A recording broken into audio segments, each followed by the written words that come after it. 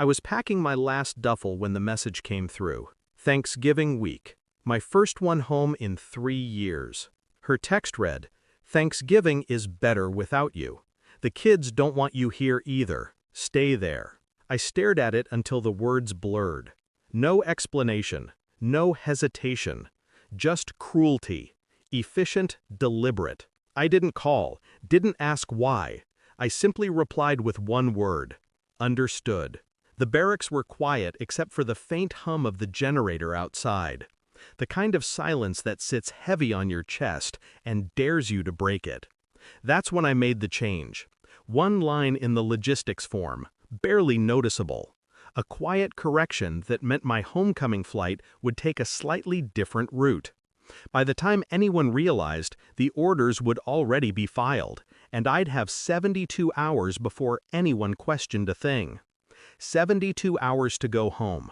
72 hours to see what she'd turned into while I was gone. When the plane took off, I wasn't thinking about love, just truth, and what it costs. The house looked smaller than I remembered. The grass was dead, the curtains drawn. I parked 2 streets away and walked. My boots barely touched the pavement. I'd learned to move quietly over worse terrain. Through the window I saw them. Her, my wife, and a man sitting where I used to sit, cutting turkey with my knife, laughing with my kids. He wore my apron, the one with the grease stain from our first Thanksgiving together. The kids didn't look uncomfortable. They looked used to it. Something inside me shifted. Not rage, just a cold alignment. A recognition that I'd been erased long before I left. She texted again that night. "Don't make this harder than it needs to be." I didn't respond, just saved the number she used to text from. A second phone. That was my first clue. Over the next 2 days, I became a ghost in my own life, watching from the edges, listening. I followed them once, kept my distance. She was holding his hand at the park where I taught my son to ride his bike. They laughed like they'd earned it. Her eyes were different now, colder, practiced. The kind of eyes that have learned to lie without blinking. That night I went through her social media. Hidden albums, private messages, photos of trips she never mentioned, dates that didn't match her stories. Then I found it. The paperwork. She'd been filing separation forms while I was overseas, using my absence as grounds for abandonment, claiming half my benefits, the house, full custody. All signed, all approved. Dated 3 days before her "stay there" message. She didn't want me home. She wanted me erased. And that's when I knew. This wasn't betrayal born from loneliness. It was strategy. And strategy is what I understand best. On the 3rd night, I made my move. I left a manila envelope on her porch. No name, no note, just evidence.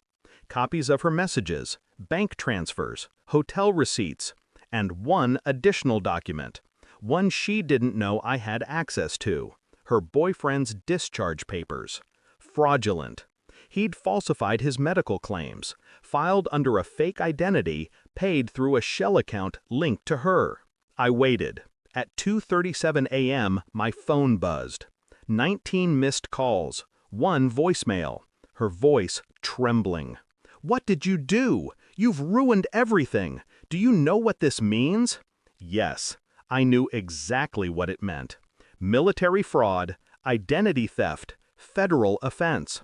By sunrise, both their names were flagged in the system, her accounts frozen, his benefits terminated.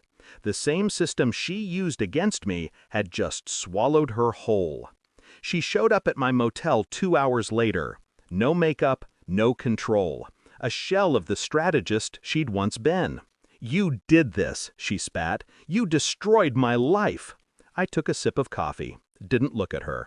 "Correction," I said. "You built your life on mine. I just took back the foundation." She broke then, collapsed against the wall. Not because she lost money or comfort, but because she lost control. For people like her, that's worse than death. I stood, grabbed my bag. "I'm leaving town. The kids are safer with your mother. I made sure of that. Her eyes widened. She understood then. Every step, every silence had been deliberate. And the quietest revenge is the one that looks like nothing. I drove out before sunrise. Fog swallowed the road, the kind that makes everything feel temporary. I thought about the years I'd lost, birthdays, holidays, first steps, and how she'd filled those spaces with lies. But I didn't feel hate, just the clean emptiness that follows truth. When I crossed the state line, I turned off my phone. No more calls, no more explanations. She wanted me gone, now she has it. The military taught me a lot about loss, but it taught me one thing more important. You can't kill what's already learned to disappear. And I disappeared perfectly. Thanks for watching. Don't forget to like, share, and comment. Subscribe now to Cheating Stories Insight World for more amazing stories.